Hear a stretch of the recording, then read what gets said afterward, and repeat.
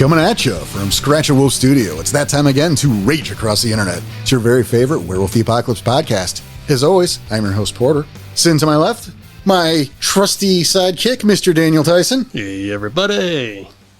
And no one in the third chair today, but coming at us from the World Wide Web, Information Superhighway. We have Mr. C. Grant Rose. Hey, how you doing, everybody? And, not to be outdone, Cason Snow. Hey, afternoon, everyone. Gentlemen, great to have you with us. Hey, guys. It's always nice to be here. Yeah, it's always great to be back. I'm glad to have you both here. This is a first. Exactly. This is going to be, we're going to see. Yeah, this is a watershed moment. This is a cage match episode, so. Oh, wow. I am loving this already. And I forgot my striped shirt. I don't know what that had to do with anything. Good night, everybody. Danny ruined it. Danny ruined it. You son of a bitch. See how many historical references we could make between the two of us to leave y'all in the dust. No, we already ended the show. That's not going to happen. Oh, I will start snoring. Don't mess with me. No, again, Grant, Cason, great to have you with us. It's been too long already. Yeah. But, you know, you are always welcome. We're big fans. And, good night. That's Yep. It was too much awesomeness for one show. We had to end it early. Got it. No, just want to remind everyone that these guys are badasses. And we're glad that they're here. It's fun having friends. Appreciate the compliment. And before we get started, yes, I'm still working on Enoch by Night. It is coming. So stop giving me shit about it. I was trying to hold off and not say anything at all. Oh, man. I'm actually working on some of the chapter right now as we record. So, well, thanks for splitting your focus. Jesus. I was going to thank you. I was going to ask what you were working on, but Enoch by Night, due out 2 years ago. 2 years, yeah, about that. It has. It's got to be close to that. It is. Real life sucks sometimes, and it is what it is. No, I mean that he's busy working on the special cuneiform edition. Beautiful. Could be in the target language for everybody. Awesome. Yeah, it'll show up right after Lepex 2, and that's not far away either. Didn't let anybody know is he's working on the dictionary that you have to also buy to read the book. That's right. No, you're ruining it already. well, now we know what Grant's up to. Cason, how's things on your end? Oh, busy. Player's Guide 2 for Savage Age is in edits right now. I'm going through that. And so I'm working on the Umbra next for the Savage Age. Interesting. Cool. Yeah. So, what do you do with the Scar when you don't have rampant urbanism? Yeah, that's a very good question. I think we posed some of those back in our Dark Ages episode, I think. Yeah, a little bit. Mm-hmm. Yeah, we did. Yeah, I was there for that one. We definitely backtracked quite a bit. Oh, were you? I mean... Yeah, piggybacking off of what Cason's talking about for the Player's Guide, I'm also working on the Player's Primer for Savage Age. One of the reasons why Enoch by Night's been so delayed is all my other projects. That I hope to have that done by the end of the month to send to editing for Chris to redline the shit of. It's just going to have quick reference guides and basically just like a quick booklet that you can pick up and read through and immediately jump into Savage Age. And hopefully it gets people to buy the Player's Guide to get more in-depth information on what I'm summarizing. Sounds good. I mean, there's a lot and renown charts. And renown charts, because apparently everyone loves renown. I could take or leave it, personally. But as long as we're not hitting like 16,000 renown points. I would always push to go back to first edition renown. Yeah, so you need, 20,000 glory to get to rank 2. Rank 2. we were talking about that conversion the other day. Uh-huh. You got to be careful, and usually you need a cosigner when you get to that point. Well, and there's exchange rates between the different fare and everything, so what's the floating point between Grawl renown and fare renown, Guru renown? Well, that's true, but just by bringing that up, you've lost 15.75 glory. Oh, no. And, so... So are we using Swedish rounding then on that to get to an even number, or... It depends on what day of the week it is. That's true. All right. What phase of the moon? First edition Oh, Renown, man. ladies and gentlemen. Don't question it. It was a nightmare. Beautiful. Rage across the actuarial table. I love recording day.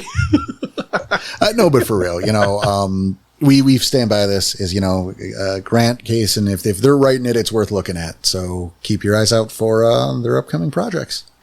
That said, we're not here to talk about first edition Renown. We need a bigger abacus. One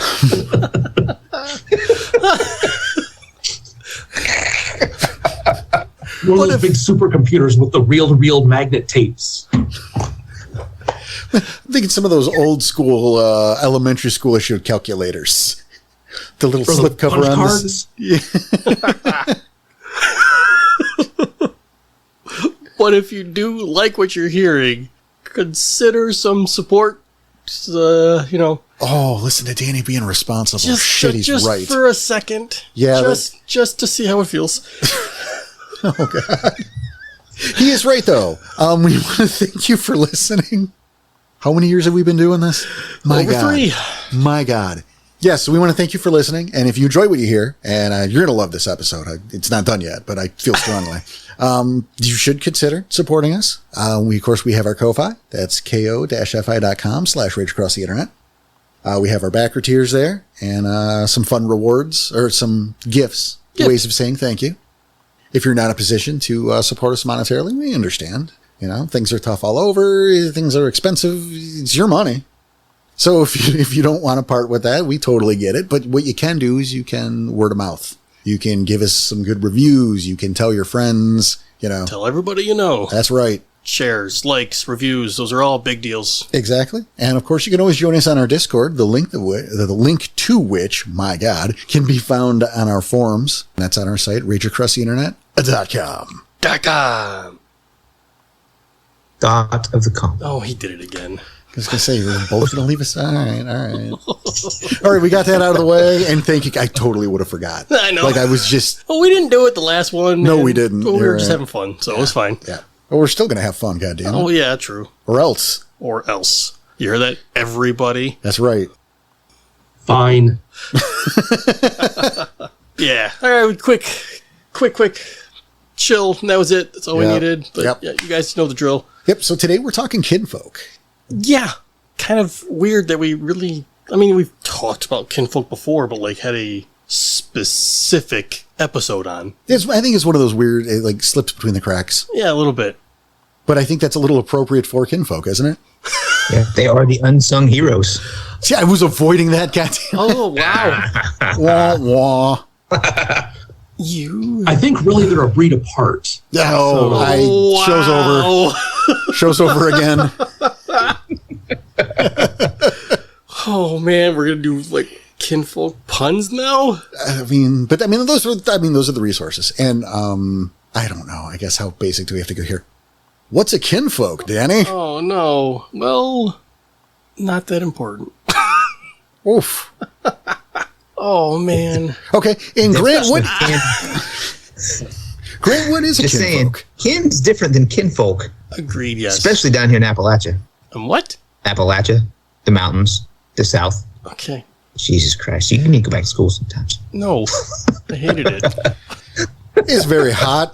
Yeah, I was gonna say it's kind of hot here. So I will assume that someone's brain is melting. A little bit. I'm not pointing fingers. So for people that may or may not, this might be the first episode that Exactly. you've listened to. Kinfolk is the blood relatives of Guru that are not Guru. Well, Farah in general. They can also be blood relatives of other changing breeds, but they also have not only the genetic relation to changing breeds, but they can also have a spiritual connection to other changing breeds. So it's basically cut and dry what they are. They end up being the workhorse of the Guru society. They take care of all that type of thing, making sure the grounds are good to go, making sure everybody has food, so on and so forth. They're behind the scenes. Definitely. Excellent. And see, I would put them much more front and center. They're the interface between the Farah and human society. Because, Mr. Arun is walking down the street with his Rage 5, 6, or 7, and he's walking through Central or Times Square, and everyone is getting the fuck out of his way. because he's terrifying and he's drawing all sorts of the wrong kind of attention. So use And the Kinfolk can go places and be less obtrusive. So they're the ones that are the police, the military. They get all of that training. They're the teachers, the doctors that work in hospitals and things like that, because most of your Farah are going to have, between their rage scores and the curse, which seems to be a frequently ignored rule in Werewolf, it makes it much harder. There's a reason that the Kinfolk exist, and this is that reason. 100%. It's something that drives me nuts. It's a conversation that comes up a lot in our Discord. I was going to say, I know you're going, and yes, this comes up way too much. You know, this whole Garu with day jobs thing is ridiculous. Largely. And it's because of that, of the curse, but also by having a world where your Glasswalker is a high-priced lawyer. He's Johnny Cochran Jr., and he's making money hand over fist. And so you don't need the Kinfolk, right? It downplays the necessity of the Kinfolk. Oh, yeah. You know, I mean, because not only are these, it's family, certainly, but as Cason's pointing out, there's a level to where Kinfolk are the backbone of the Gar Nation, because someone does have to make the money. There's a world to operate in. Your Ahround isn't going to have that day job, because that's how you end up in the paper. Yeah, he's first of all, you're not qualified to do more than bag groceries, realistically. Because, when you were like 13, and you found your first chest hair, you got black bagged and thrown into the woods. So your education stops there. Yeah, your education is now learning how to defend. Right, because you're not going back to school with a rage of 5. Again, that's how you end up in the paper, right? So you're qualified to bag groceries just about. And the first time Susan or whatever starts bitching at you because you put the pizza rolls next to the celery, you again are going to end up in the paper tomorrow. Maybe she shouldn't put the pizza rolls next to the celery, damn it. Do it right the first time. Well, don't have to worry about it. So that's why you keep the Kinfolk around. I mean, there's a lot of moving parts here, but we've got to start somewhere, right? They are the earners. They're the workhorses. So the way I really pictured it when I first started playing Werewolf back in the day, years and years ago, whenever I was young and dumb, stupid, I looked at it sort of like ancient Sparta, where you had the Spartans. They were totally focused on becoming the best warriors they could be. Their whole life and existence was about warfare and combat and training for those things. But then they had the Helots, which were another people that lived in Laconia, and their entire purpose of existence, because they're basically slaves of Spartans, was to farm and to take care of all the civil construction and the cleaning of the city. Anything that needed to be done that wasn't explicitly killing something else, the Helots had to do it. That was their job. And that's similar to how I see the Kinfolk and the Guru. The Guru, they're just the Spartans. Their whole purpose is to go out there and just kill things. And the Kinfolk are the Helots of Guru society. I can see it that way, yeah. It makes sense. It's a good comparison. I think so. Cason? To a degree, but they're not an enslaved people. They're your cousins and aunts and uncles and brothers, and the ones that just didn't happen to win the spiritual genetic lottery and get the shifting gene. And they're there to continue the Farah breeds, because the Farah are dying off too fast to come close to any kind of replacement rate. It's the Kinfolk that are going to keep everything alive or perpetuating. Agreed. Now, that didn't matter much in, say the earlier editions, where it was like, well, all the Guru that are going to be in the war for the apocalypse have already been born and have already changed. If you play a game like that, then yeah, the Kinfolk aren't going to matter as much, because now it's the end. Well, see, I want to stop you there for a second, because, and this is something similar to this was brought up in the Discord. It's at a 1-for-1, so I'm not going to get into it. But you bring that up, that the idea in the previous editions to where everyone who's going to play an important role has already been born. That's true, but from an in-game standpoint, they don't know that, So I don't think it. Correct. I don't think it. Yeah. We know that because we read it in the source book. Right. But Jonas Elbert didn't pick up revised and see that written in core book in page 352. So I don't think it does diminish it at that point. The role is still that much more important, because that memo didn't get. I think the Margrave suppressed that shit. He's like, no, I don't need to know. Only a select handful know that real memo. That's right. They're holding the shit like the Silver Fangs are. You know? We're going to go crazy after 8 years. No one needs to know. It's fine. Nice. I do appreciate that Cason just said that Kinfolk are the Danny DeVito of the Twins movie. Oh, I didn't think it was possible.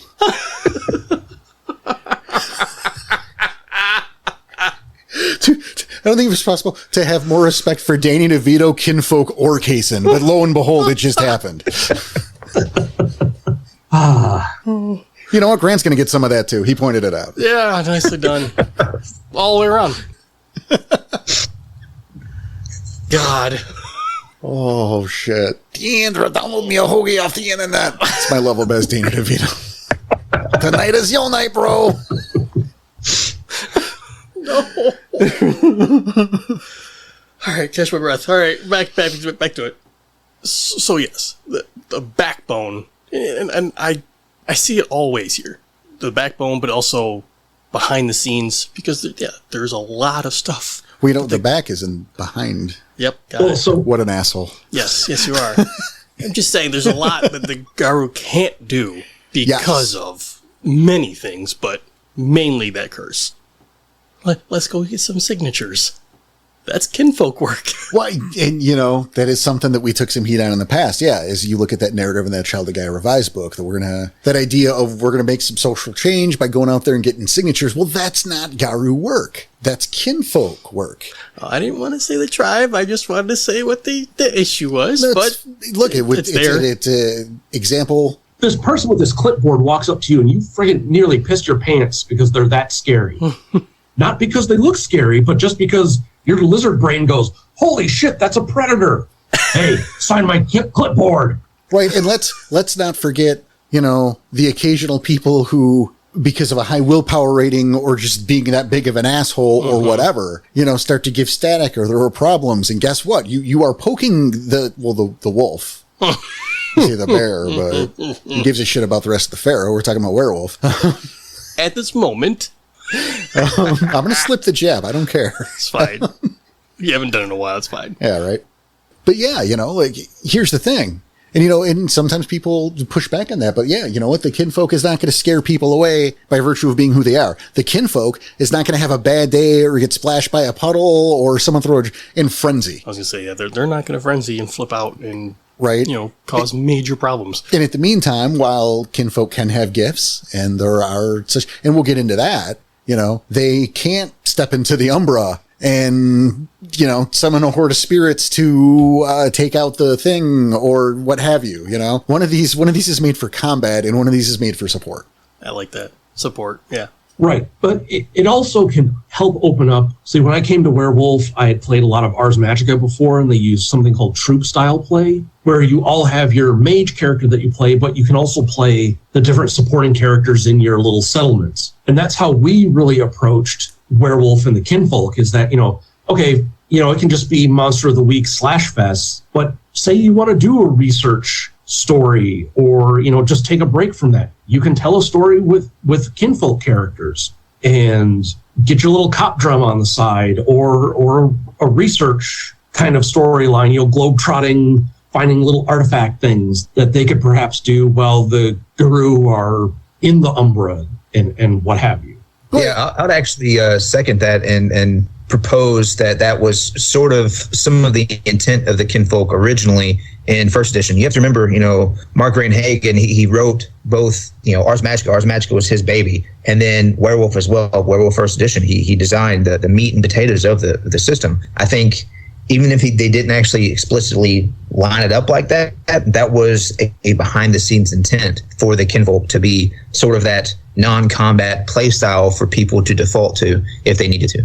Makes sense. Well, I think that's an interesting take, but I mean, there's a few moving parts here, right? Because I think on one hand, you know, first edition obviously didn't exist long enough to, I guess, open that path up. You're not going to find the first edition Kinfolk book. It doesn't exist. Right. You know, that said, you know, I have to point out that you can tell those types of stories with Garu, you know, It's just, I have to point that out. Like, if Always possible, your storyteller is just doing combat 24/7, well, they're fucking up. They can do better and demand better from your storyteller. Sorry, I'm not sorry. No, I know. That's why I laughed. But, you know, I mean, I definitely could see that different types of games and different play styles, absolutely, out of the Kinfolk. You know, I mean, that's what those books are kind of all about. You know, the Kinfolk book, I mean, definitely allows, I mean, obviously for the creation and expands on the things that they can do. And I agree that you can definitely do some different things with Kinfolk that you kind of can't or maybe shouldn't do with Garu. And that's a good thing, you know. Because that stuff's still important. It still needs to happen. Well, absolutely. Well, and it can be tailored too to, you know, certain tribes perhaps rely on their kinfolk more than another tribe. You know, one of my longest running games ever was a whole multi-generational Silverfang family drama. And, you know, there were Guru, there were kinfolk of several families, and you had, you know, all these intrigues with each other and what have you. So if you were just sticking to Guru, you wouldn't have nearly like a cast of characters to draw from, and could get things, you know, outside influences or outside issues brought into the fairly insular world of Guru tribes. I'm right there with you. I like to focus in my games. You know, I like to focus on Kinfolk in like not only the supportals, but to build the world. I mean, obviously it's support for world building, but you look at people in some of the opportunities that can be presented through using them. Like I look at someone like Roy Becker, who I'm adamant, the best human being I've ever written. It's fucked up. That guy, he's such a good guy. It's weird. He's the best guy. He's the best. He's the best guy. He's the best human. Whatever. It's fucked up. Oh, I super appreciate it because, again, Roy Becker, who we look at the game, our previous games, but like his support to the Garu Nation, his support and helpfulness to us specifically, and what he's willing to do to help, the sacrifices he's already had to make. Okay. I mean, yes. Which I get, not everyone knows those specifics, but again, yeah. Well, what I was talking about specifically here is that, you know, I mean, this is a good, you know, it's quality of the character notwithstanding. This is someone who is the parent of children who may or may not, depending on how you write it, right? Do these children breed true? And what does that mean for extending a family line? How do you play off the idea that, these are just NPCs, right? But remember, we bring up is that the Kinfolk are family. They're the brothers or the cousins or the sisters, you know? So you deal with something like that Kinfolk who is there on the regular that you see every day, who has a child out there in the nation somewhere, you know, deployed into the Amazon or off on some umbral quest. And you can deal with I use the word human in quotes, but the kind of the humanity of that and in the consequences for those left behind and the worry. And I mean, that's a different type of story that you can tell because of the Kinfolk. And I think that's important. You know, it's important to keep that world spinning in everything. We stay out of Cardboard Town. Right. And it gives the Guru the reason to fight rather than just, you know, Guy has said so and our stories tell us that we need to do this. It keeps you from becoming, you know, just a complete psychopathic murder machine. You're 100%. Yep. It's very important touchstones. Absolutely. Yeah, something to defend, something to hold on to. Yeah, I like that. That's good. Roy Becker. Best Kinfolk, best human ever. and it can also be played up, you know, on the opposite for more tragic stories. I mean, not all sets of Guru treat their kinfolk as positively as we've been proposing. No, absolutely. You know, what the hell's your problem? You come from this long line and you haven't given us a Guru. I mean, the feelings that Sam Haight, you know, was written to have in the novels and in his story arc, they're not uncommon amongst a lot of the kinfolk throughout. I mean, a lot of them were abused and mistreated or undervalued. And because of that, you know, they end up turning into the worm and become vicious, you know, antagonists. No, absolutely. See, I mean, you know, you bring up Sam and you lean toward the skin dancer, but you don't necessarily need to have a skin dancer for there to be a problem there, because these are people that, you know, I think about Fight Club. Okay. Well, and it's specifically that speech out of Brad Pitt is, you know, we cook your meals, we clean up your garbage, we guard you when you sleep. Don't fuck with us. And I think there's a level of that to consider too, because as you guys are pointing out, it's not also, this is the world of darkness. Obviously, it's not all sunshine. In fact, it's very rarely sunshine and rainbows. And so, there are plenty of times where I talk about a guy like Roy Becker. There's also a guy like Ted Collins who was just picked on relentlessly and pushed around and eventually snaps. And it's not that hard to do or to relate to, frankly, because we've all had those moments in our lives where we're like, oh man, I'm going to be in the news tomorrow if this keeps up. But now pretend that's your entire life, where you have dedicated your life to not only making your way, right? Because you got to live and you got to survive, but also you have to do extra because you Kinfolk, right? To support your cousin or your older brother or your younger brother who's out there in the nation. And what they're doing is important depending on your level of involvement with the nation. That only goes so far or means so much. We had a character who was a Shadow Lord, and who her father, being a Shadow Lord, didn't know. He was far removed from society. He was a, quote, callow kinfolk. I hate the term. I'm sure I'll double back down to that. He wasn't aware, but Grandma was aware. Oh. And it was this, Grandma had the two kids, the one's a guy or the one isn't. And so from the kinfolk, unbeknownst kinfolk brother standpoint, his ne'er-do-well brother is just siphoning off the family. Okay, I see where you are. He's always getting into trouble. He's always borrowing money. He's taking advantage of Mom. She's a senior citizen. She's only got so much income, and she's got to borrow money from me because she's giving her money to him. And him not knowing he's doing that because right. But even if he was aware, how far does that go that you stop giving a shit about that? Because again, you're not just taking care of yourself. Now you're taking care of these. The guy else, right, who may or may not give a shit or appreciate what you're doing even a little bit. Right, and this can even play up to the core of, Werewolf is billed as savage horror, or, an animist base to it. And in animism, reciprocity is the key to building all relationships. It's this give and take. And if the Gru are just there taking and taking and taking from the kin, what are they going to get out of it? Like you said, giving all this money. Well, I've got a mortgage or a rent to pay. I've got to keep clothes on my kids. I got to get them to school, and so there's these, good and bad relationships that can really play to, the kinfolk could be so not mired, but, focused on their family's immediate needs that they're like, what the hell? I don't care if you're fighting for this Gaia spirit thing. I need to put food on the table. Yeah, I still have a family to provide for, not just you. Yeah. And while we're on that, most kinfolk, not all, because there are some with gnosis out there, and it's a rare breed, but most of them don't share that spiritual connection. So not only is it everything you guys are just saying, but it's I've got this family to feed, I've got this mortgage to pay, I've got to afford food, and you're taken from a finite amount of resource while you're out in the woods playing shaman. Well, and trust me, it's for the good of the planet. Right, exactly. Yeah, and they don't know any better. They're just told. Like, at that point, how was that different from me being a Scientologist? What? Who said that? Danny, shame on you. So what I also like to incorporate. That's fine. Don't humor at all. It's fine. Let's move on.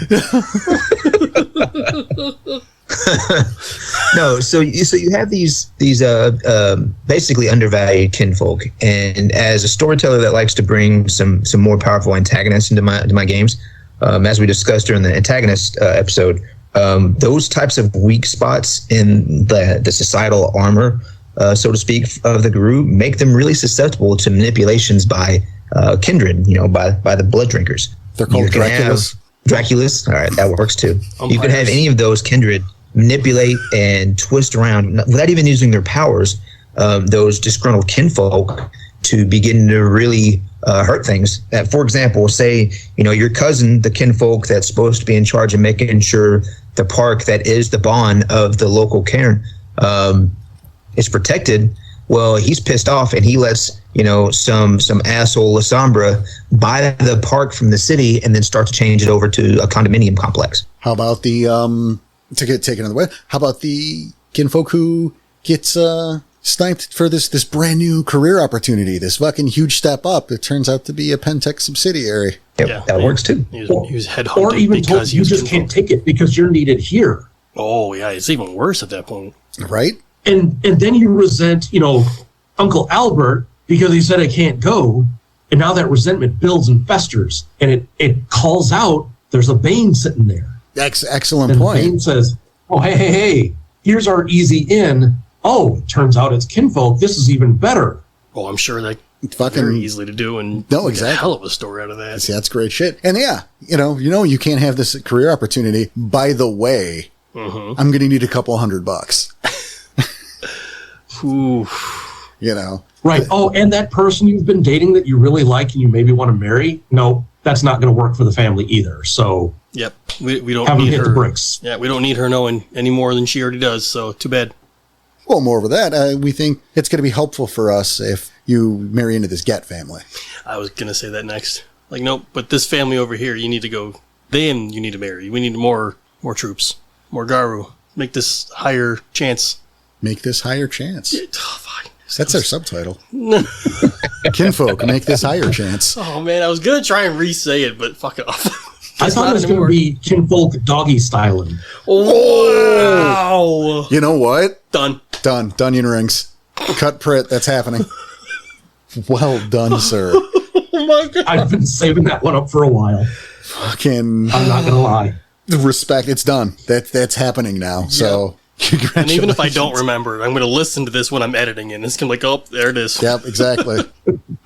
No, I mean, that's the thing is I think the lack, it's easy to let this kind of the Kinfolk fall on the wayside. And that's like a fucking mistake. I mean, you look through the books and they talk about different groups of Kinfolk. It can make for some interesting games. Like you have the one that's basically the PMC, kind of like an A-team vibe to it. You've got the one, I mean, there's a few that are listed. This isn't a book report. But the idea of using Kinfolk to a greater degree can really do some interesting shit. I don't remember who I was talking to. All right.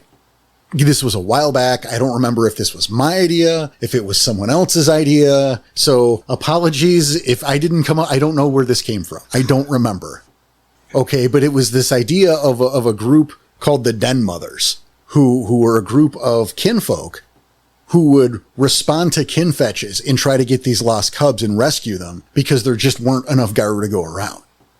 That's a cool idea. Right? I don't know whose it was. So I don't know to say thank you or to point to someone. I forget now because this conversation was like a year and a half ago. I mean, you're admitting it. It's fine. Yeah. Like, full disclosure. Yeah, what do you want? So go. That's a brilliant idea because it involves Kinfolk. They're going to be out of their league potentially because, the kinfetch races off and says, hey, there's a guru over here. But, there's always in the rules, there's been talk about, when people undergo their first change, there's like sort of just a big dinner bell ringing in the Umbra and everyone comes running. So what if they go grab this kid and some black spiral dancers are inbound or another tribe is, and they're there. Now what do they do? They're outclassed. Right. And like for me, I get this image, right, of like the van. Because it's got to be a van. That's just the rules, right? Yeah. Like the fucking van pulls up and the sliding door comes out and there's, like that hefty, like Big Mama type lady with a sawed off. That's her name, Big Mama. Maybe she's got the thick glasses or whatever. She's like, get in the car, sweetie. Or, as she unloads into the spiral who's trying to, or whatever. But yeah, completely out of their league. Oh, clearly, maybe not overworked, but outclassed. Sure. Because there's no one else to do it. And so they're stepping up to do their best. Trying like hell to help. I get it. And respect. Right. And that, I mean, even with, say, the Get of Fenris, that gets you respect. Oh, 100%. Oh, yeah. I can see the Get being like, you did good. Oh, absolutely. and giving praise to kinfolk, which they normally probably wouldn't. Oh, that's not fair.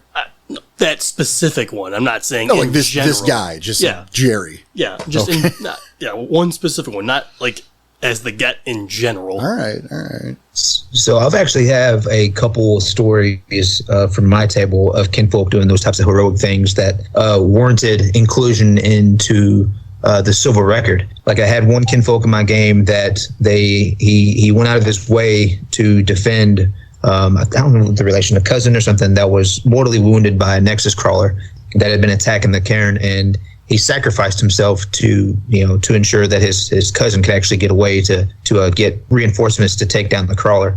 And that was actually, considered heroic enough because, the Kinfolk had zero chance of being successful against a crawler. It's basically a suicide by the worm. So, hit the local tribe and the local camp picked it up and they just spread it to the winds. And it made a really good footnote to that story. What's kind of funny about that, Grant, is as you were talking, like you say, like a Kinfolk silver record. As soon as you said Kinfolk and silver record, like in my mind, I went, if a Kinfolk is going to make the silver record, he must have had silver lasers shoot out his butt to clean out a hive because, a fucking Kinfolk make it. And then, so here we transition to the second class citizen status of the Kinfolk to where even my gut reaction is, what the fuck are you talking about? These trash people can't be in the silver record.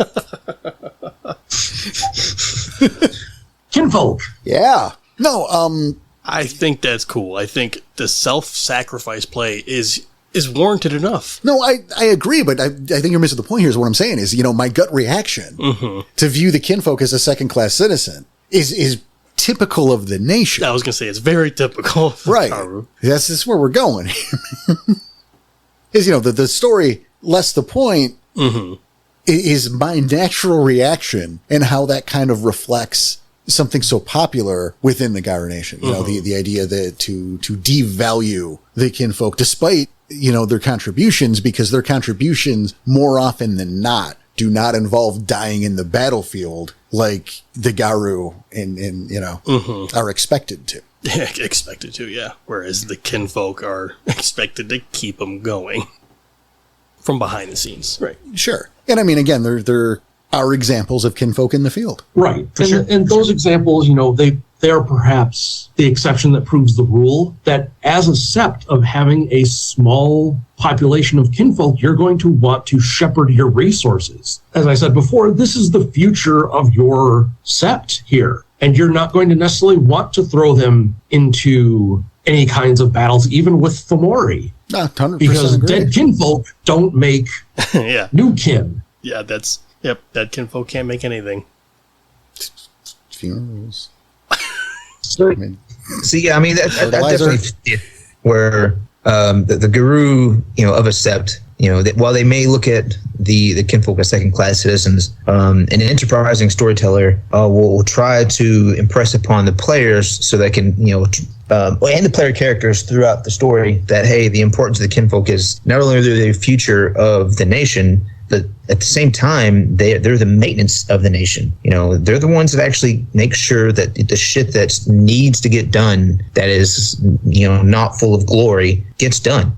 Things still have to get done. They still have to have normal shit happen in day-to-day existence. Otherwise, they're just out there like wild animals. And for example, the Red Talons, like look at how they look at their Kinfolk versus the Glasswalkers. The Glasswalker Kinfolk, they're much more embedded in human society. They're pretty much normal people that just have this connection to their tribe, and they sort of support the Guru Nation covertly. Versus the Red Talon Kinfolk, they're just packs of wolves out in the wilderness, just doing their thing. They sometimes hunt something and bring it back to the cairn or the sept at hand, but generally they're all just hanging out together. They're not really doing a lot because they're wolves. What can they do to support just the average Red Talon sept? They're not doing a whole lot. So who are the Red Talon leaning upon for their necessities when it comes to interacting with human world? What's one of the reasons why they don't? Because they don't have that capability. They don't have Kinfolk that they can reach out to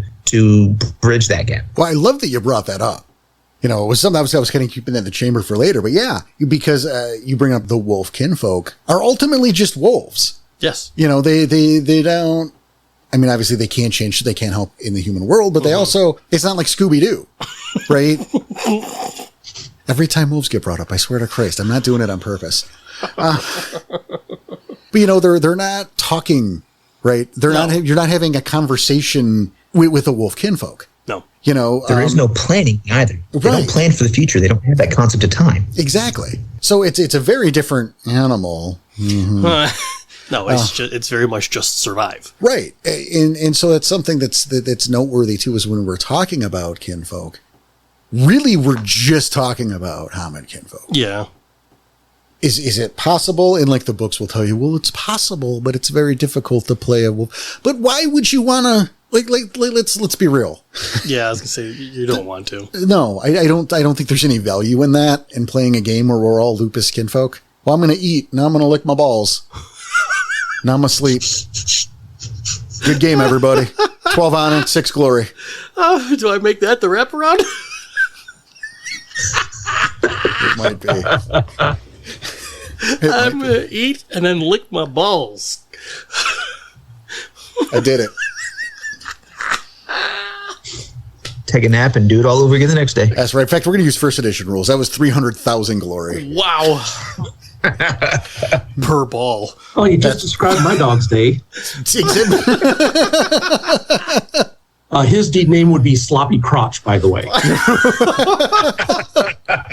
You're going to have a hard time picking the wraparound this time. Yeah, probably. But no, that is worth noting, is really, we're predominantly talking about the human kinfolk, the Hamid. And I don't have a good segue, so I'm just going to fucking do it. It's fine. I mentioned earlier the term callow kinfolk, and this was a term I believe that was coined with 20. Actually, never heard this before. Yeah, 20. Well, and what it is a term that means the kinfolk that are unaware of the fact that they are kinfolk, unaware of the nation. Makes sense. I generally reject some of these newer terms that came with 20 because I feel like, and it's not a commentary, like on anybody, but like for me, I think adding a bunch of new terms, like all the different types of packs, for example, like it just used to, previous editions, it was a pack, and now it's like there's like 20 different names of packs. Yeah. And that seems counterintuitive to the Garu Nation to me. Like it seems like, why would they name all these things? Yeah, what's the purpose of having a name of it? Like that's a lot of extra hoops for the Garu Nation. I mean, it's my feeling on it. And like, I understand the idea is you want to add something new and, you have authors who want to put, their own spin. Exactly. They want to make their mark. And I totally understand that. And that's not, like I said, it's not a comment. It's not what I'm talking about. But I do feel like it's a little overly complicated for the Garu Nation. I get what you're saying. But this term and the term exists. And again, the concept exists. And the concept is the thing I really want to focus on, right? Because look, Garu move around. Yeah. You're doing a job over here and, hey, you got done and let's go celebrate at the bar and you meet someone, you go have a little one night action and then, where are you the next day?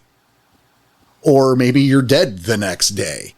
But hey, there's a kid and no one knows who this lady is, right? Or this guy. Well, no, it's got to be the lady in this case. What up? But you know what I mean? Now you have this, the bartender who's now pregnant and it's just a one night stand at that point. Yeah. Who has a kid. And if this kid doesn't breed true, guess what? Right? She doesn't know about the nation. He's not shifting. So you have just created a new line of kinfolk that no one fucking knows about. I was going to say, if he doesn't shift, it's a new line. Yeah. But if he does shift, well, maybe you have a lost cub on your hands. But that's what I was going to say. Lost cub. But I'm going to focus the show, right? So I'm going to focus kinfolk, right? And so that brings you to a scenario that like maybe this happened like in the 60s, the 70s. There's a couple generations there. He had a kid who didn't breed true, but maybe through the course of that, right? They have encounters with the supernatural. Okay. Right? Maybe by happenstance or for whatever reason, however this comes down. This kid finds himself running afoul of a Krynos Garu and doesn't lose his shit because he's kinfolk, right? But now he's aware that werewolves exist. But he is not aware of the Garu society. Okay, so you're thinking one that actually maybe the small percentage that is immune to delirium even too. No. No? I mean, you said he didn't lose his shit over a Krynos. Because he's the child of he's kinfolk. Okay. Right. No, that's what I'm saying. He's kinfolk, but he's not aware of it. Okay. Guys, are you following me? Or am I just going? Yeah. Okay. I'm following. I'm following. I just thought I threw a wrench in there and I apologize. But see, what you're doing now, like through this series of events, right? You are potentially creating extra antagonists unknowingly.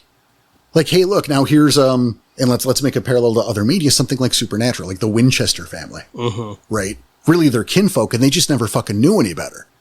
But they independently of the Garu Nation learn about the shit that's out there, right? Suddenly, this is a guy who saw a werewolf. It just now I know that's out there. I didn't lose my mind. I didn't go crazy. And then because he's again unknowingly he's kinfolk. And then you share it with your offspring, and then the next generation, and eventually maybe one's actually born. Well, and that could be that's another thing, right? Like you could use something like that, a concept like that to create like a family of antagonists. A proto hunter, or a non-imbued type hunter. right? Like that, yeah. A family that's, again, going out hunting the stuff that bumps in the night because they're chosen or whatever. Again, they're fucking kinfolk. They just don't know any better.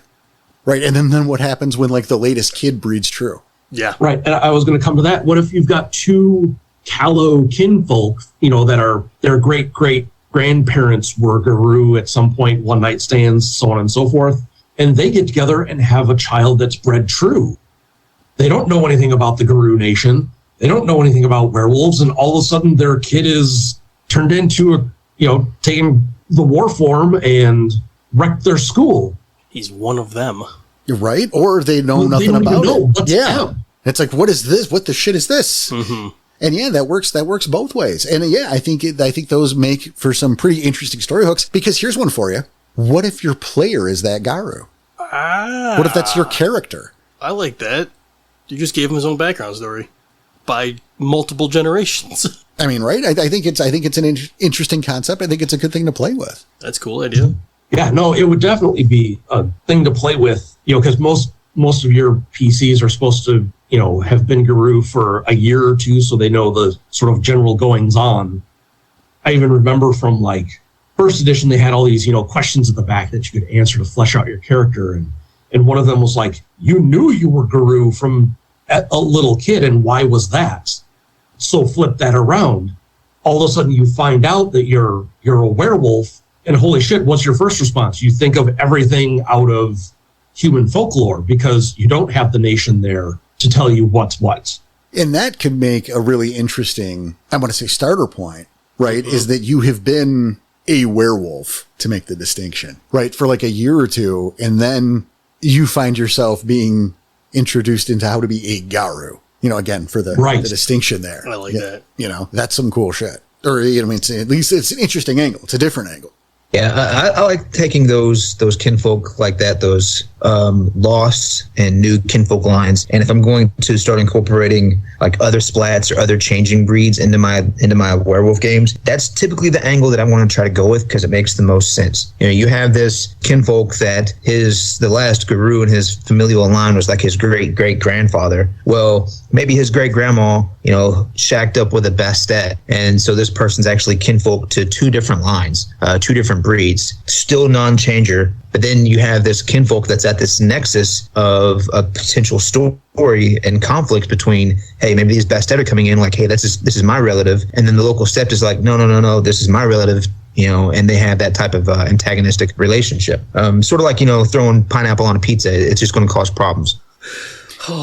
I don't know if you're a bad person because you brought the Bastet into this, or because you're starting a pineapple pizza argument. Don't start that argument. Like, I'm not sure which one makes you a bad person, but the conclusion I feel is the same. Little Caesars is doubling down. They've just released pineapple Pepsi to go with their pineapple pizza. I saw that commercial. Oh, yeah. I will not try. Far too much acidity for me on that. Yeah. That said, I will stand by a good Hawaiian pizza. Good Hawaiian pizza. Right? Especially, tell you what, this is fucking free advice, people. It's going to make people are going to be upset now because I'm going to defend pineapple on pizza. But especially when you replace the standard with a beautiful Alfredo base, like a white sauce. Because what that does is it cuts the acidity of the pineapple and just keeps the sweetness. I like it. Yeah, like at that point, it's just a hint of sweetness. Not overpowering, not too acidic. It's good shit, I assure you. Side note. Right. Moving back to the Bastet kinfolk and how they ruin your life. No, just mute him from the rest of the episode. He's done. This guy's done in rings. You how you handle the Bastet is you just throw a ball of string. And then you put into catnip. There you go. So yeah, catnip, line of salt. You could put. What was the other one? What's the other one? You throw. Fuck. The laser pointer? Yeah, you lost. Laser pointers work? Or even like... Or the cucumber? Cucumber. Here you go. You put like an anvil over a box that you fill with sand. You just wait. But I mean, an even you easier give him a riddle. Story. Yeah, give him a riddle, he can't answer. There we go. That was the other one. Just make him an offer he can't refuse. No, well, the murder buttons. You were saying... The Yavas, that's what I was looking for.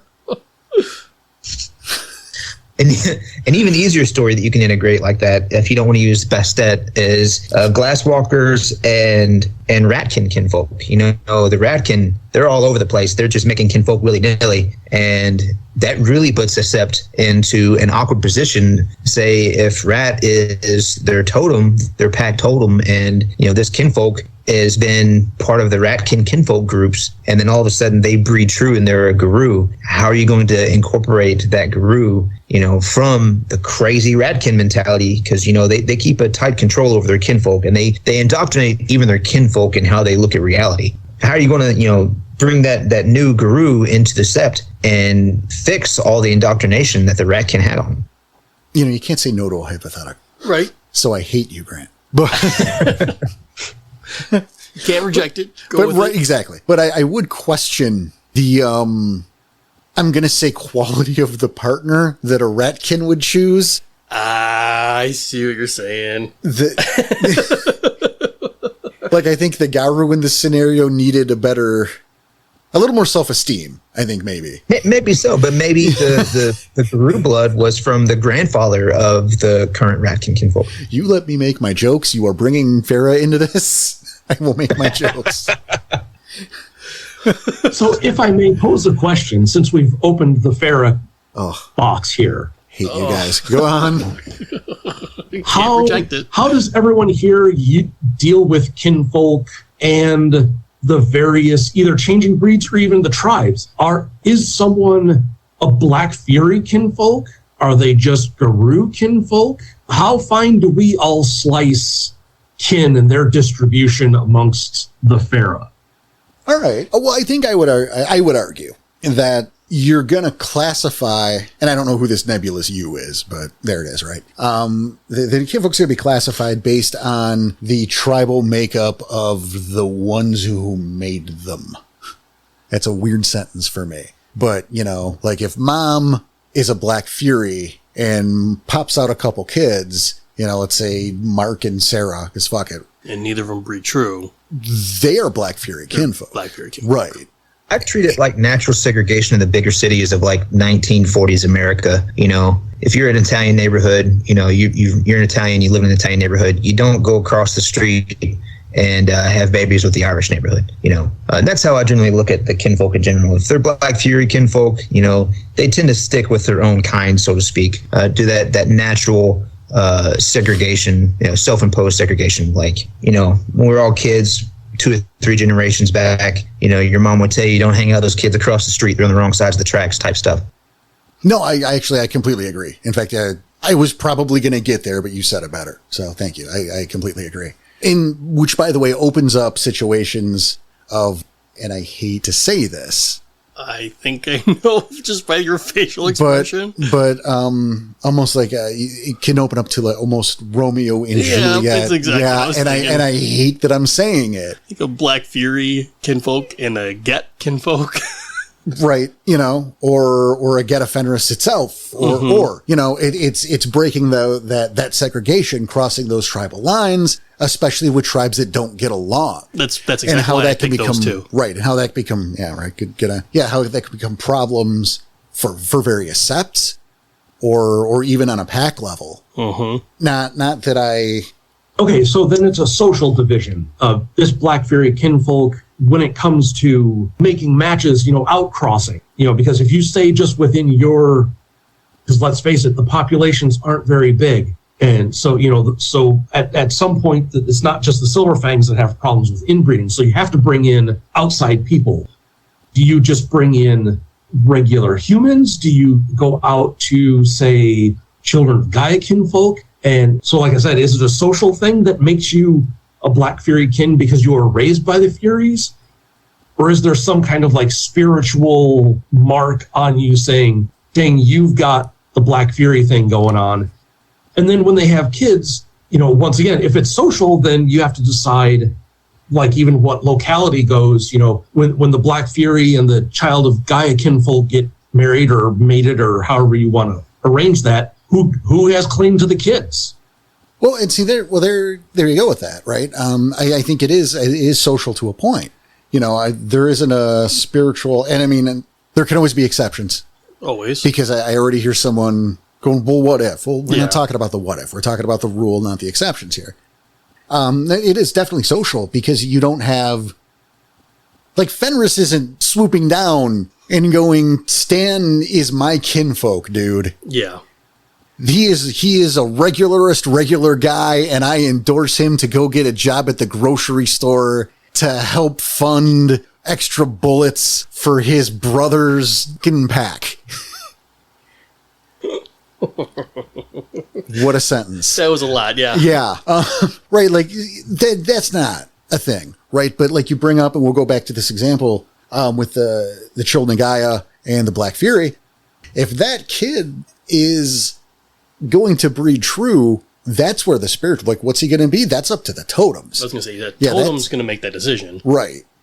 You know, like the parents have no say in that. That becomes spiritual. So I'm sorry, go ahead. It's not terribly clear in either of the Kinfolk books that there's like this kind of spiritual stamp on all of the Kinfolk that come out, or is it, more a social thing? And I like your reasoning there, Porter, on it's mostly social, but it can be spiritual when the spirits care enough to get involved. Right. And then we get into cases with like Kinfolk with Gnosis. Then that matters. Right. But if I'm Grandfather Thunder, for example, I don't give a shit about Ralph, the normal dude. Yeah. I'm not even aware there is a many. Ralph. Yeah, because even if he does have a child and that child breeds true, it's still going to matter. Well, the kid will matter. The kid will matter, but like the totem is still going to decide Right. which tribe he's belong to. It doesn't matter if he's going to be a Black Fury kinfolk. It won't matter if he's a Shadow Lord kinfolk. It's still up to the totem. Right.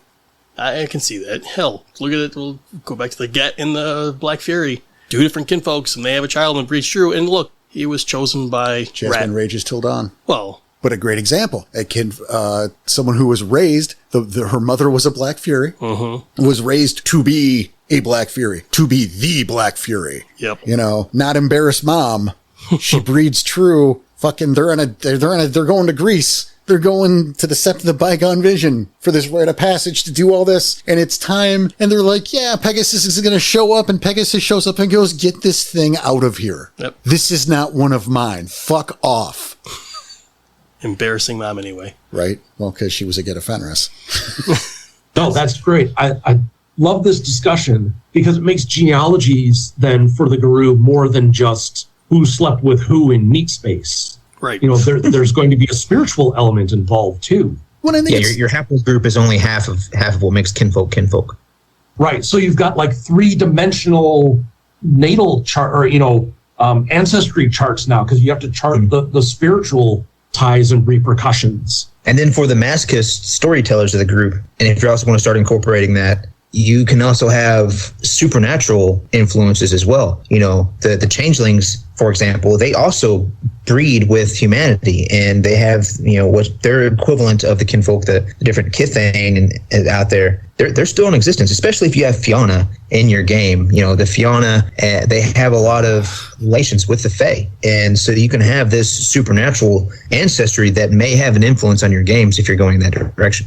But it's not just also the changelings, the other supernaturals of the world of darkness. Sometimes also their essence, for lack of a better term, is connected to mortals over time. Mage, for example, the avatars, which is like the supernatural aspect of a mage, they're supposed to reincarnate and go from person to person. So there is some rules in like Kinfolk Unsung Heroes and the W20 Kinfolk book where you have people that have that dual supernatural identity where one will trump the other and how to incorporate them into the game.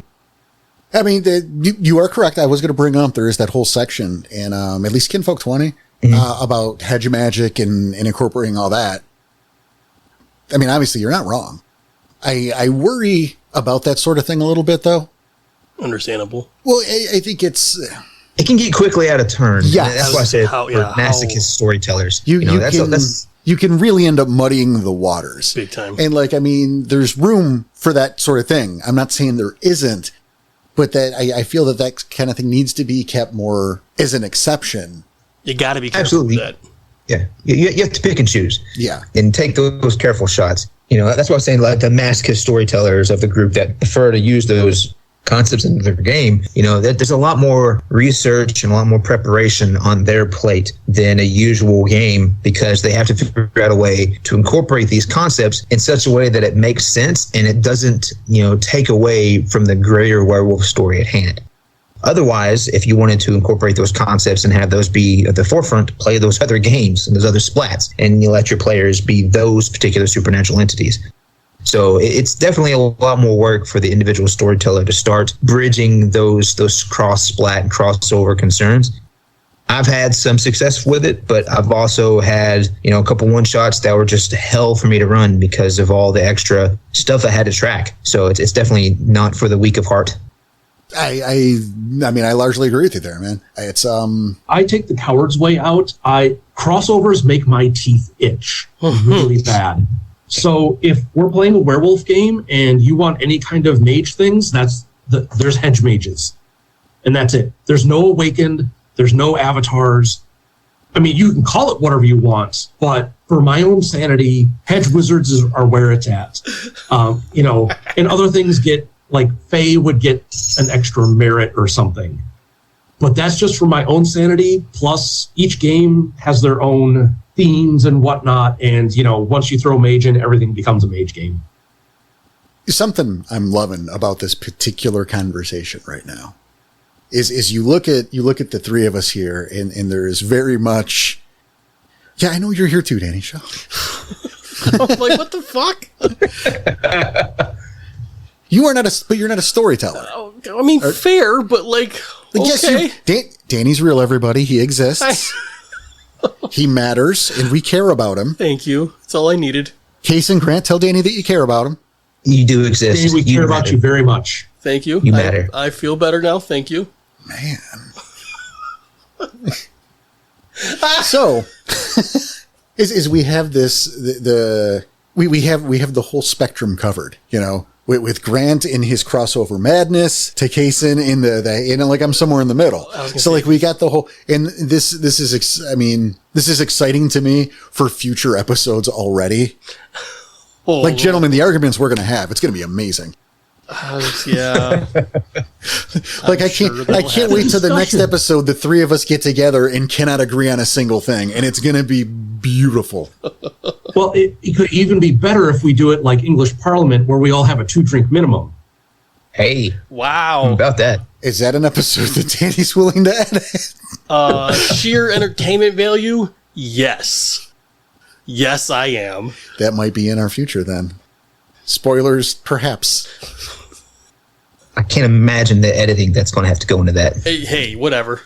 Worth it. It'll absolutely be worth it. Plus, you'll probably have enough Black Me material so that shit that we just pulled will never happen again. So you just have 2 episodes. You'll have one for Rage Across the Internet, and then you have one for behind the scenes that no one gets to see. Yeah, that's my blackmail. Yeah, that'll just, yeah. That'll definitely be my blackmail. Maybe he'll do some choice editing to make everything sound worse. Oh, absolutely. What? Yeah. So anyway, back to Kinfolk. But I mean, we go back for that minute to the genealogy, and there is, and I don't have their name in front of me. And it's fine because I don't. It doesn't matter. Yeah, I don't care a whole lot. You can link in the book, but there actually is a organization of Kinfolk who dedicate themselves to that. They're like sort of the proto-ancestry.com for the Gyro Nation. Oh, okay.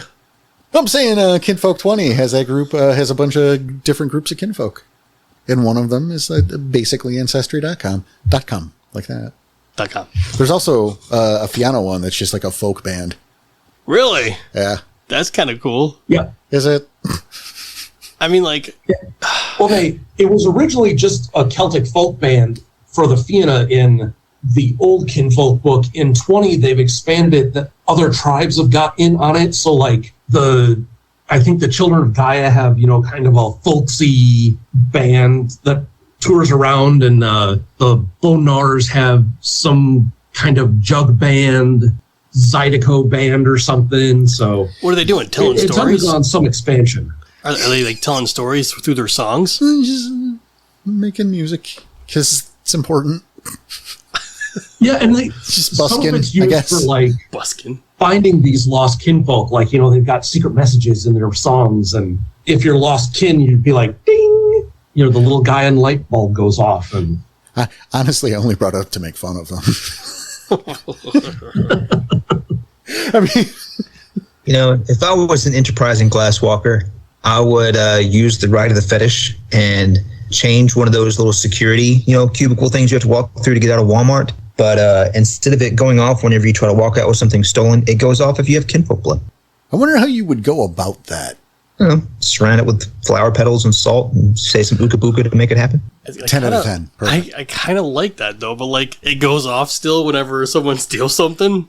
Yeah. Oh, now we got to take it back. Are you a thief or are you my cousin? Right.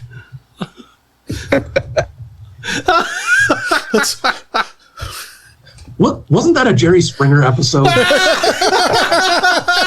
I was going to say, let's head in the bathroom and find out. 9 months later, we'll count the fingers on the kid and see which is which. Wow. Oh. Rest in peace, Jerry. Rest in peace.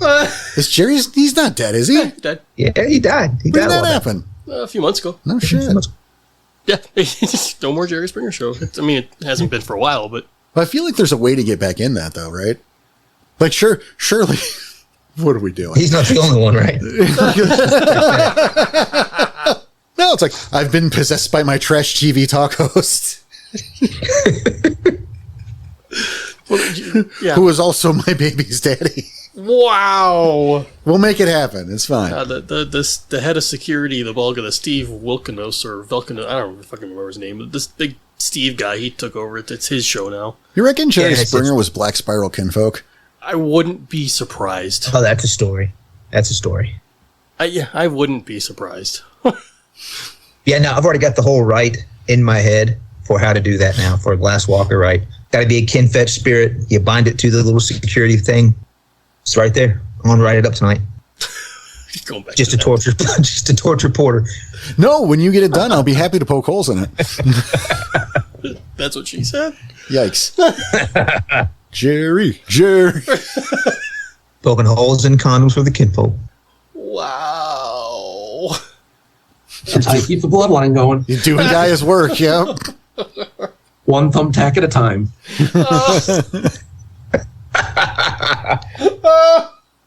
Quick, this is a job for Stabs the Trojan.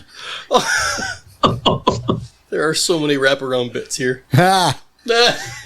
To wrap around, see? How much wisdom renown do you get if you realize the condom's been tampered with? No comment. You actually lose renown if you swap it out for a good one. So outside of all the crossover madness when it comes to kinfolk and the potential therein, that is one of the original things that kinfolk was really utilized for in like the second edition or revised edition book. I'm not sure, was it second or revised that Unsung Heroes is for?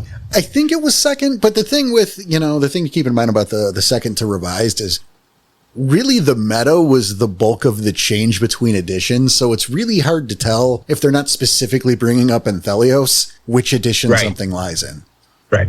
But yeah, that's not the point. Right. The point is getting at that book really was focused on a lot of those potential crossover games. But what I really prefer to use kinfolk for is more as an outcast group. Like the ones that are just supporting the sept. Yeah, I mentioned them and they do become valuable NPCs a lot of the times. But I prefer to use those abused and mistreated kinfolk that have been outcast from the society and they're pariahs as pseudo antagonists or even a main antagonist for a story arc or a chronicle. Leading into your skin dancers? Well, I don't like to go that far. Like skin dancers is a whole nother game. That's like a whole nother level. Okay, because the possibility of it powers and stuff.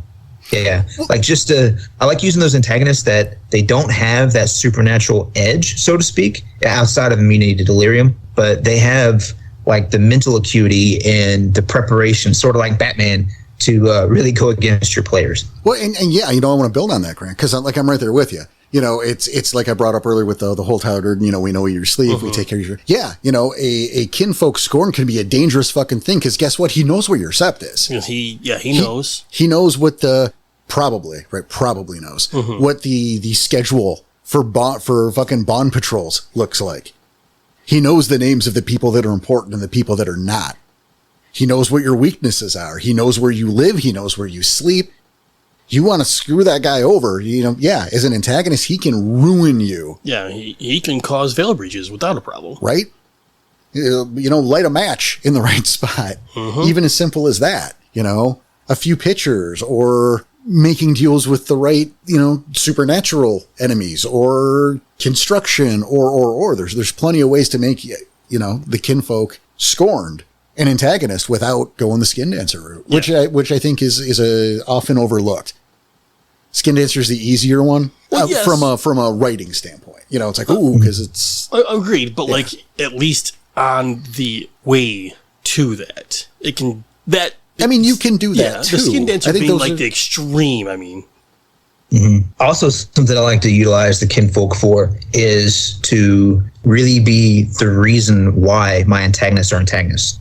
For example, maybe I have a sept where one of the guru became Ronin from one reason or the other, but the reason that he or she became Ronin was because of a particular event that involved their favorite kinfolk, their wife or their son, that would just happen to not be a change in the breed, and build most of the story around, hey, this kinfolk is this is what happened. And then based on player agency, if they, take the path A versus B, the person on the other side of that kinfolk, the guru on the other side of that kinfolk, who may be a close NPC for him, maybe someone has an important position in the sept, becomes Ronin because the players didn't properly treat that kinfolk the way they should have for the story.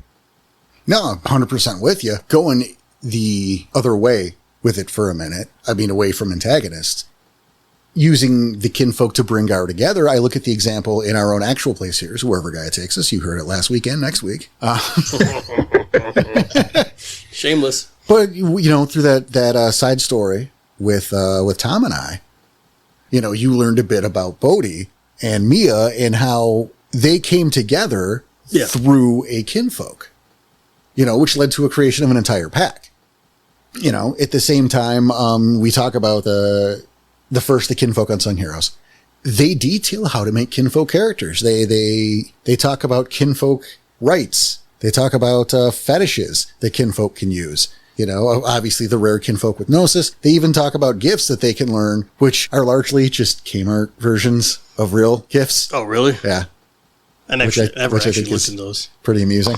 But I look at that and, as Grant was talking antagonists, I kind of want to flip it on its side with the Fomori stuff we were talking about a couple weeks back, where that kind of Dirty Dozen sort of game, you can do that on the other side with kinfolk. A sort of desperate, maybe we're going after the Guardian pack who went missing, whose alpha is the brother of one of the people in the group. Okay. We're going for this rescue mission because they were the only Guardian pack of the Sept. So without this pack, this Cairn's fucked. It's the best. It's the C team. They're the best of what's left, man. It's what's left. I think it was when we Rage 2. I believe there's a story of a group of some guy who didn't really. It's been a while. Who don't know really about the nation so much, and they find themselves in a location that is being guarded by kinfolk because there aren't Garu there to defend anymore.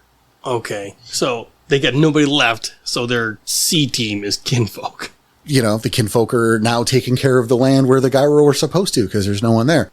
There was a better example I had, but it's kind of spoilery, so I backed off of it. Fair. Not my bad. Spoilery. It's a story that I have planned to run that... I guess, yeah. Right, so you've got those kinfolk there because all the guru have been killed. Right. Well, and some of them are perhaps spiritually aware, have gnosis, can interact with spirits.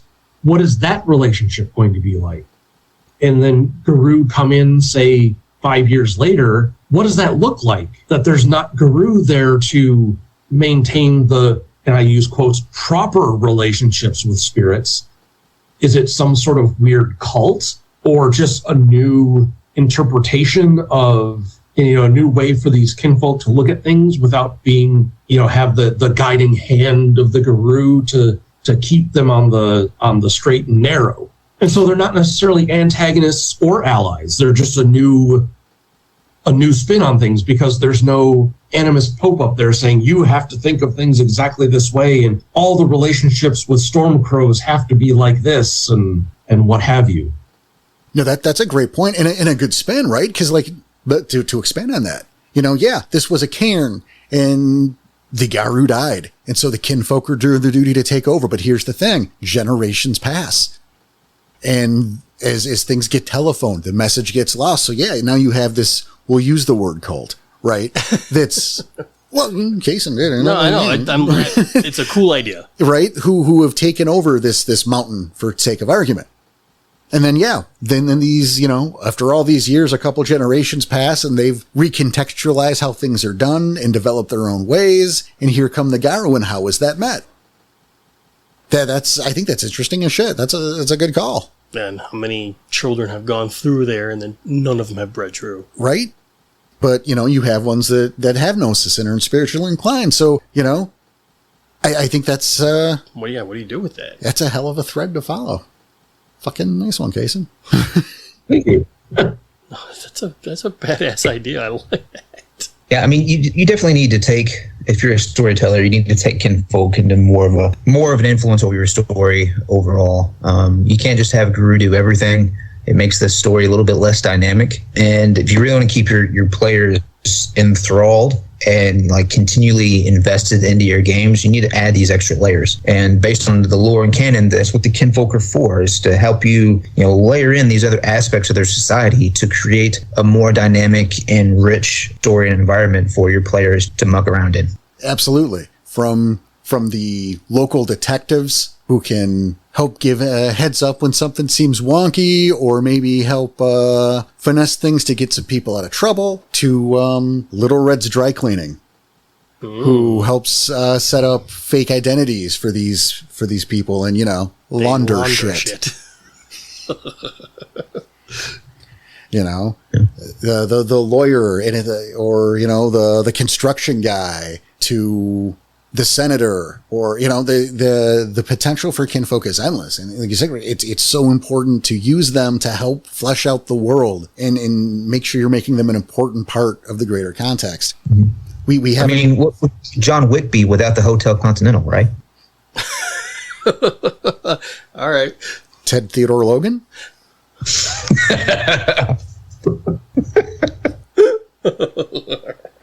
And on that note, I think we're out of time. Hey. So, Grant, Cason, it's always a good time hanging out with you guys. Yeah, guys, thanks for coming. It was awesome. Yeah, no, this was really great. We had lots of fun all the time. Right? Every time you guys are on, I say we have to do this more often, and it's true, but getting you both here at the same time, this has been a lot of fun too. This will not be the last time this happens, folks. Mark my words. We've got some blackmail stuff, so we'll get them back no matter what. Gentlemen, thank you again. Yeah, always a pleasure. No problem. All right. So with that, on behalf of the incomparable, there's both of them. I don't know. They're rock stars. Grant Rose, Cason Snow, Danny Tyson, and myself. We want to thank you for listening. Thank you for your support. Take care of yourselves. Take care of each other. Keep your claws sharp. Your head in a swivel. And we'll see you.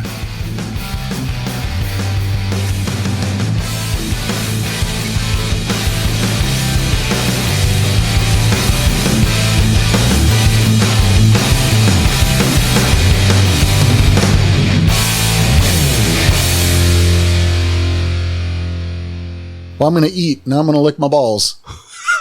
Now I'm asleep. Good game, everybody.